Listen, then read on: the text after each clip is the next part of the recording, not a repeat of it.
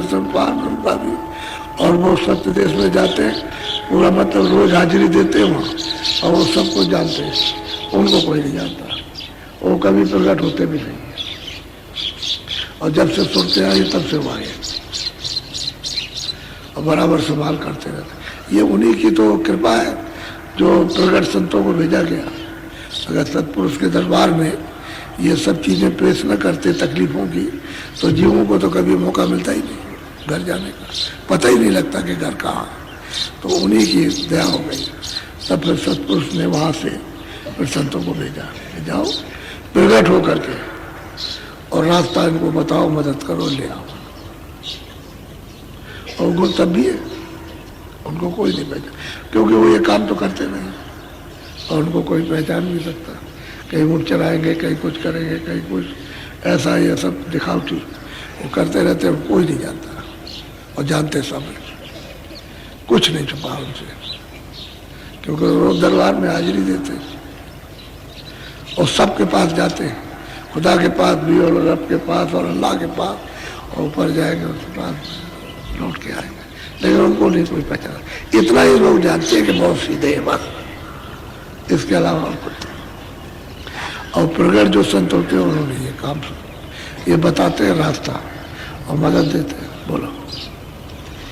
पांचों माते आई इस जग में, जानियो रहने का सुपना। क्यों इस जगत में आकर के फंसते हो? अरे भाई जितना कम अपने को फंसो उतने अच्छा। तो तुम ये सब देख रहे हो जो कुछ, ये सब रात्रि का स्वप्न है। सही बात यह है कि जब रात को सो जाओ तो सब कुछ न कोई राजा है, न कोई रैयत है, न कोई धन है, न दौलत है, न बच्चे, क्योंकि सो गए। तो रात्रि का जब उठे वो तो है बात। एक गरीब होता है कि मैं फलाने मुल्क का बादशाह हूँ और सब मेरे हुक्म में चल रहे हैं। रात को स्वप्न देख रहा और सुबह उठा रहा। ऐसा ही है, राजा है, रात को सो रहा और फकीर हो गया कि हमारा सब राज का सब चला गया, कुछ नहीं बात। और आँख खुली तो जैसा का तैसा। कहने का मतलब ये सब रात का, दिन का भी स्वप्न है और रात का भी स्वप्न। दिन देखो रात को सो खत्म, रात को देखो दिन में जब वो खत्म। तो ये रात्रि का स्वप्न है पूरा का पूरा। इसमें कुछ भी पढ़ने वाला नहीं अपने हाथ। ये सब भ्रमी में, और मतलब यह है कि फंसना ही फंसना है और मिलेगा कुछ नहीं। वो तो हिरन जब दौड़ता है रेतीले मैदान पर तो सोचता है कि अभी पानी भरा, ऐसा मालूम होता है पानी भरा तो बड़ी चौकड़ी लगाता है, आगे जाता नहीं। फिर देखता कि अभी ये भी आ गया पानी, और भागेगा। प्यास के मारे वो भागता है, पानी नहीं मिलता। इसी तरह से मनुष्य शरीर में ये जीव भाग रहा है। ये मन के कहीं मिल जाए हमको, तो कहीं नहीं मिलता, चारों तरफ भागता। तो कहते हैं कि फंसो मत जाल। ये सब रात्रि का दिन का स्वप्न है। इसलिए कुछ करो अपना काम। नरसे बड़े सौभाग्य से ये जुगों जुगों की बात अब की आपको दी गई, इसीलिए कि अब की भजन कर लो और सूरज जहाँ से आई है वही पहुँचा दो इसको। ये करो, नरदेही को बर्बाद मत करो। बोलो। देह और गृह सब झूठा, वर्म में काय को खपर। कहते हैं कि ये देह और देह संबंधी सामान, कहते हैं दोनों झूठे। तो कहते हैं क्यों इस भ्रम में पड़ते हो? जिसने ये अमूलक चीज दी है और सूरत बैठी है, उससे कुछ काम कर लो, उसके शरीर से, ये भी झूठा।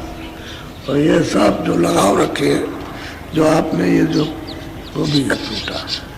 न ये तुम्हारे काम का, न वो तुम्हारे काम का, एक भी काम का। सब कहते हैं कुछ अपना काम करो, अपना। भरम में क्यों फंसते हो? महात्माओं के पास सही बात है, भरम में खाली ये उद्देश्य रखना कि इसकी हिफाजत करना, कपड़ा दे करके, खाना देकर, पानी दे करके, गर्मी सर्दी बरसात से बचाकर, इसलिए कि इसमें सूरत बैठी है। तो ये अगर खराब हो जाएगा तो सूरत भजन नहीं कर सकती।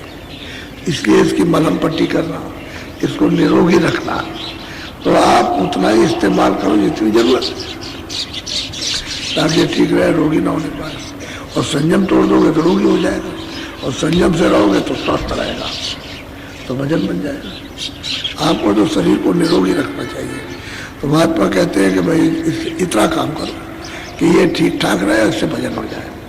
और जैसे भजन बन जाए, आपका अपना भजन बन जाए, तो उसका शरीर उसका फिर आपको कोई तकलीफ नहीं। जीवत मृतक हो रहा हो, जीते मर जाओ। यानी जब मौत आएगी तब बहुत तकलीफ होगी, तो कहते तुम पहले उसका शरीर छोड़ दो, पहले ही।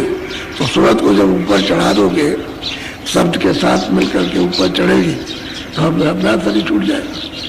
वो तो ठीक वही अवस्था हो जाती है जैसे मौत की। फिर ये मौत व्याप्ति नहीं, इसकी कोई पीड़ा नहीं होती, क्योंकि वो शब्द को पकड़े रहती है, और जैसे समय आया शब्द पलटी, सड़ से निकल गई, फिर देने लगी। कहते हैं क्यों भरम में फंसते हो? ये सब भरम है, धोखा। भरम कहते हैं धोखा। संदेह हो जाए ना, तो लुकमान हकीम भी दूर नहीं कर सकता, शंका नहीं कोई दूर करेगा। तो शंका हो जाती घर घर में, पति पति में लड़ाई हो जाए, पिता पुत्र में लड़ाई हो जाए, मित्र मित्र में लड़ाई हो, भाई भाई में, राजा रैयत लड़ जाए। शंका बड़ी खराब थी, अति दुखदायी। तो कहते शंका तो करते हो, शंका मत। सच्चा रास्ता सही, तो उसमें शंका क्या करना? अबे मिली कर दे तुमको, अभी मनुष्य शरीर मिल गया, ये भी झूठा है, सब सामान झूठा, क्योंकि सामान तो इसने बनाया, तो बनाने वाला ही झूठा, तो सामान झूठा नहीं होगा। जब यही नाश हो जाएगा तो सब नाश हो जाएगा। जीते जीते ये शरीर बनाएगा, सब नाश। आखिर पंच भौतिक है, 5 तत्वों की जल पृथ्वी अग्नि वायु आकाश, इसको मिला करके बनाया तो खराब हो जाएगा। वो तो एक सब चीज की एक आवाज होती है। बोलो। जीव सब लोभ में भूले, काल से कोई नहीं बचना।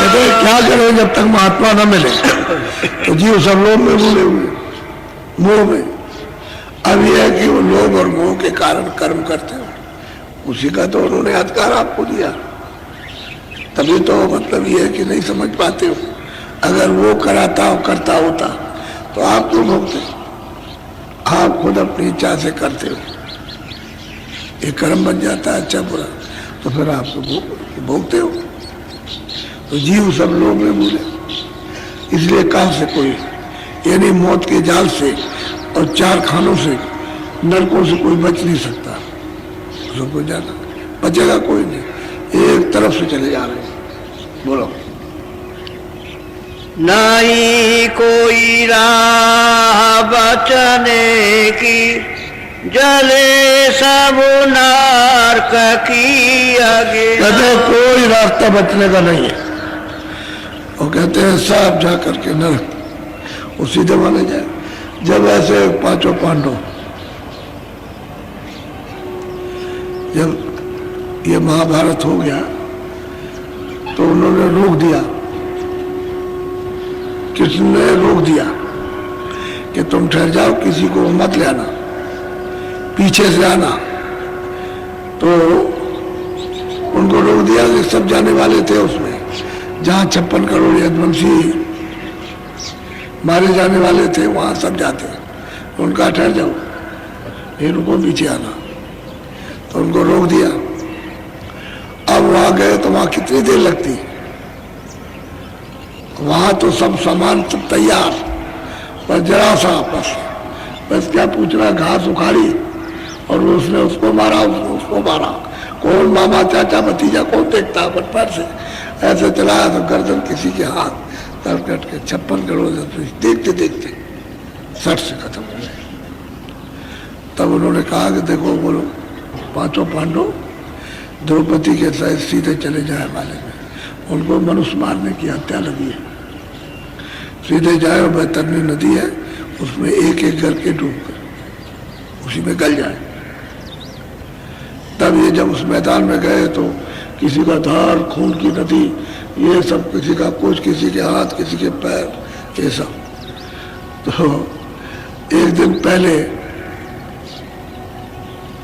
चार और चार बात कर रहे थे कि चलो वहाँ मुर्दा पड़ा हुआ खाए।